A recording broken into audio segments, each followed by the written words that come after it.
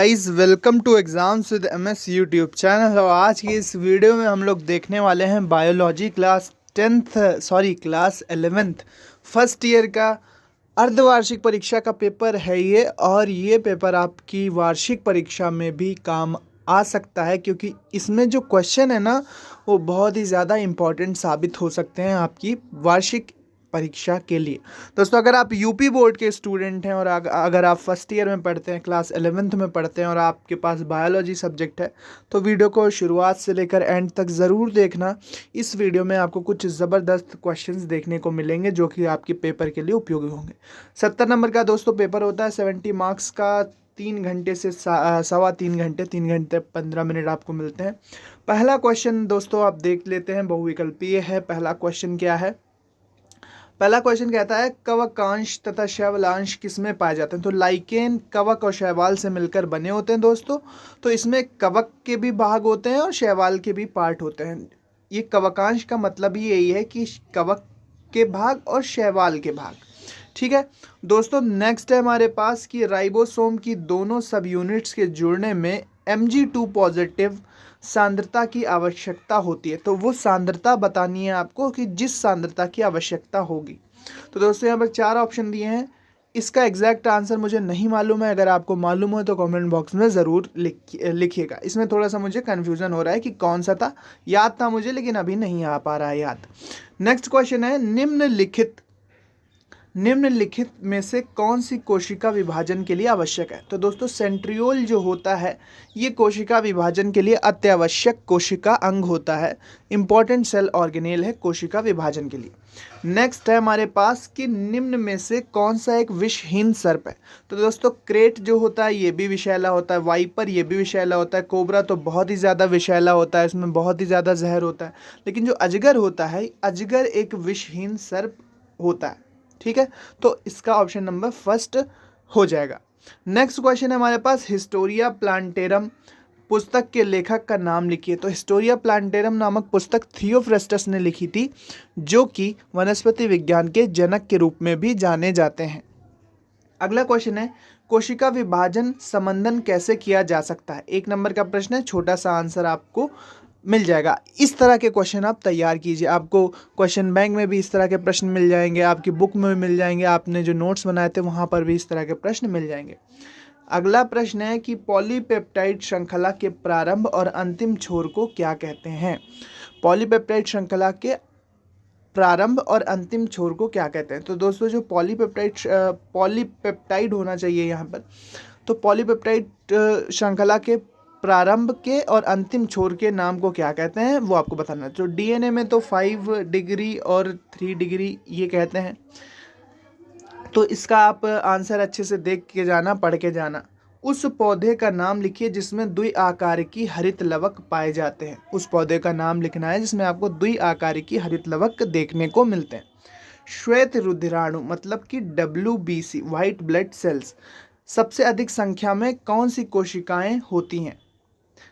WBC में सबसे अधिक संख्या में कौन सी कोशिकाएं होती हैं? ठीक है, इसिनोफिल्स होती हैं, बेसोफिल्स होती हैं, न्यूट्रोफिल्स होती हैं, कौन सी WBC संख्या में सबसे ज़्यादा होती हैं ये पूछा गया है। नेक्स्ट क्वेश्चन है हमारे पास कि डीएनए के किसी एक न्यूक्लियोटाइड की संरचना दीजिए। तो हम दोस्तों जानते हैं कि न्यूक्लियोटाइड जो बनता है पेंटोस शर्करा, नाइट्रोजन क्षार और फास्फेट ग्रुप से मिलकर बनता है। ठीक है, तो ये शुगर हो गया, ये फास्फेट, और यहाँ पर आपका एक नाइट्रोजनी क्षार जैसे एडेनिन, ग्वानिन, थाइमिन, साइटोसिन में से कोई एक। तो यही हमारी न्यूक्लियोटाइड की श्रृंखला होती है। न्यूक्लियोटाइड जब आपस में जुड़ते हैं तो पॉलीन्यूक्लियोटाइड श्रृंखला बनती है। जब पॉलीन्यूक्लियोटाइड श्रृंखला दो आपस में हाइड्रोजन बॉन्ड द्वारा जुड़ जाती हैं तो इस तरह से डीएनए अणु का निर्माण हो जाता है दोस्तों। अगला प्रश्न है हमारे पास कि एक पौधे के मूलाग्र कोशिकाओं में गुणसूत्रों की संख्या 14 है, उस पौधे में निम्न संरचनाओं में गुणसूत्रों की संख्या क्या होगी? तने में कितनी होगी, पत्ती में कितनी होगी, परागकण में कितनी होगी और भ्रूणपोष में कितनी होगी? तो ये क्वेश्चन सभी छोटे छोटे हैं, 1 1 2 2 नंबर के क्वेश्चन है और बहुत ही इंपॉर्टेंट है। अब चलते हैं अपने नेक्स्ट क्वेश्चंस की ओर। तो अगला क्वेश्चन है हमारे पास कि कोशिका सिद्धांत पर हमको टिप्पणी लिखनी है। सेल थ्योरी, कोशिका सिद्धांत पर टिप्पणी लिखनी है, 2 नंबर का ये प्रश्न। हृदय में पाए जाने वाले ऊतकों की क्या विशेषता है? तो हृदय में जो ऊतक पाए जाते हैं वो निरंतर चलते रहते हैं, कभी नहीं थकते। कभी ना थकने वाले टिश्यूज़ होते हैं हृदय में जो पाए जाते हैं। व्यष्टि तथा समष्टि में क्या अंतर है वो आपको लिखना है, 2 नंबर का प्रश्न है। अगला प्रश्न है दोस्तों, क्वेश्चन नंबर 4 स्टार्ट हो गया। 4 का जो पहला प्रश्न है कि निम्नलिखित जंतुओं का वर्गीकरण कीजिए। मतलब वर्गीकरण वही, सबसे पहले आपको संघ लिखना है, फिर गण लिखना है, फिर जाति लिखनी है, फिर वंश लिखना है, फिर जाति लिखनी है। तो तारा मछली और सर्प का आपको क्लासिफिकेशन लिख के देना है। 3 नंबर का क्वेश्चन है, 1.5 नंबर का एक एक क्लासिफिकेशन आपसे पूछा जा रहा है। पुष्पासन पर स्थिति के अनुसार लगे पुष्पी भागों का वर्गीकरण कीजिए। अगला प्रश्न है, विनिमय पर टिप्पणी लिखिए। विनिमय क्या होता है? कोएंजाइम क्या होते हैं? इनके मुख्य कार्य क्या हैं? कोएंजाइम के मुख्य कार्य क्या हैं? उदाहरण सहित बताइए। कोएंजाइम के मुख्य कार्य क्या हैं? अगला प्रश्न है, चिकित्सार्थ अभिकर्ता के रूप में प्रयोग में आने वाले प्रोटीन का पता लगाइए व सूचीबद्ध प्रोटीन की अन्य उपयोगिताओं को बताइए। तो दोस्तों एनसीईआरटी बेस्ड टाइप के क्वेश्चन है, लेकिन ये क्वेश्चन आपकी परीक्षा में अब आ रहे हैं इसी तरह के प्रश्न, क्योंकि एनसीईआरटी बायोलॉजी ज़्यादातर एनसीईआरटी की बुक से ही बन के आ रहे हैं क्वेश्चन। तो ये क्वेश्चन अगर आप तैयार करेंगे तो आपके लिए अच्छा होगा। संयोजी ऊतक के सामान्य लक्षणों का वर्गीकरण कीजिए तथा संरचना एवं कार्य के आधार पर अस्थि एवं उपास्थि में अंतर कीजिए। अस्थि और उपास्थि, अस्थि मतलब बोन और उपास्थि मतलब कार्टिलेज बोन में आपको अंतर लिखना है। 3 नंबर का क्वेश्चन है। साइकस की कोलेराइड जड़ की अनुप्रस्थ काट का नामांकित चित्र बनाइए। साइकस की कोरेलॉइड जड़ जो होती है, कोरेलॉइड रूट, उसकी अनुप्रस्थ काट मतलब कि टीएस सेक्शन आपको करना है, ट्रांसवर्स सेक्शन आपको करना है, उसका चित्र बनाना है। अगला क्वेश्चन है कि मोनेरा तथा प्रोटिस्टा जीवधारियों में अंतर लिखिए। मोनेरा तथा प्रोटिस्टा जीवधारियों में अंतर आपको लिख के देना है। अगला प्रश्न है, ब्रेसिका कैम्पेस्ट्रिस, इन्हें इटैलिक्स में क्यों लिखा जाता है? तिरछे अक्षरों में क्यों लिखते हैं?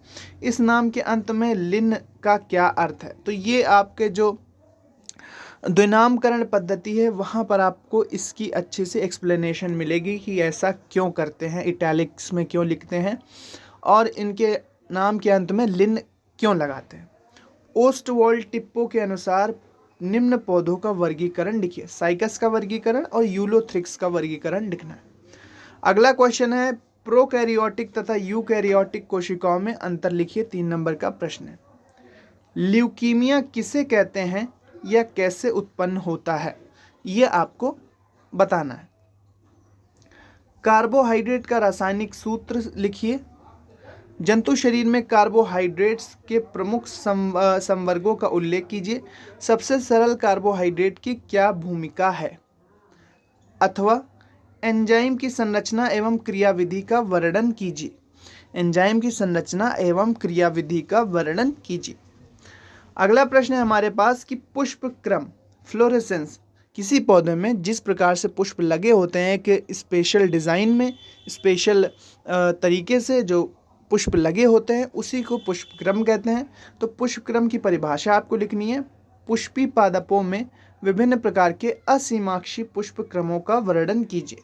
जितने प्रकार के असीमाक्षी फ्लोरेसेंस होते हैं, असीमाक्षी पुष्प क्रम होते हैं, उनका वर्णन करना है। अगला क्वेश्चन है, लिलिएसी कुल के पुष्प का अर्ध तकनीक भाषा में वर्णन कीजिए। चित्र सूत्र सहित समझाइए।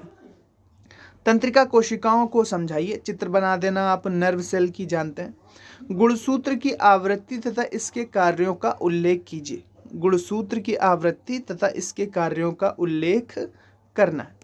तो दोस्तों ये था हमारा पूरा क्लास 11th बायोलॉजी का पेपर। कुछ क्वेश्चन सिंपल हैं, कुछ क्वेश्चन ट्रिकी हैं, कुछ क्वेश्चन अटपटे टाइप के हैं, लेकिन आपके सिलेबस से हैं। तो इस प्रकार के क्वेश्चन अगर आप तैयार करेंगे तो आप बहुत ही अच्छा प्रदर्शन कर पाएंगे अपने वार्षिक परीक्षा में। सो guys, thanks for watching and listening मी। अगर आपको वीडियो अच्छा लगा हो और इसी प्रकार के आप वीडियोस चाहते हैं, tricks, tips, tutorials, question paper, model paper, important questions, 10th 12th 9 से लेकर 12 तक की तैयारी, यहाँ पर 9 से क्वेश्चन पेपर, मॉडल पेपर सभी कुछ आपको मिल जाता है। ये मॉडल पेपर है, केवल यही आपकी परीक्षा में आएगा, चैनल ऐसा कोई दावा नहीं करता। So guys, thanks for watching and listening me and good luck for your future. दोस्तों thank you and bye bye.